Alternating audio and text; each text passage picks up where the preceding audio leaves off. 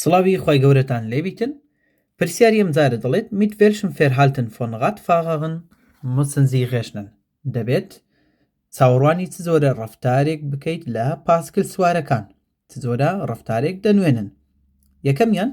Radfahrer benutzen Radwege auf der falschen Seite مەبەست لێرەدا لە falschen Seite چییە؟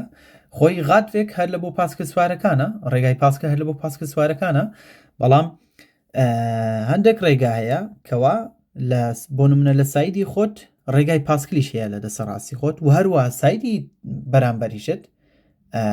ئەویش هەر ڕێگای پاسکلی هەیە بەهەرحاڵ ئەو پاسکلێکەوە لە سایدی دەستە چەپ بەرامبەرت بێتن دێتن سایدەکەی لای تو بەکاردەینیتن دەسە ڕاستی تو بەکاردەینیتن بەهەرحاڵ بۆیە دەڵێتن پاسکل سوارەکان ڕێگای پاسکلی بەهەڵا بەکاردەینن ئەوەیان ڕاستە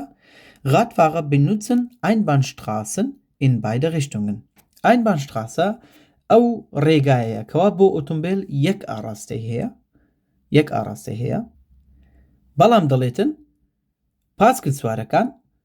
بە هەردووک ئاڕاستە بە هەردووک شێواز بەکاری دێن هەم بە ئاڕاستەی تو دەڕۆن و هەموویش بەرامبەرت دێن ئەوەشیان ڕاستە Radfahrer benutzen keine Beleuchtung bei Dunkelheit و هەروەها پاسکل سوارەکان لە تاریکیدا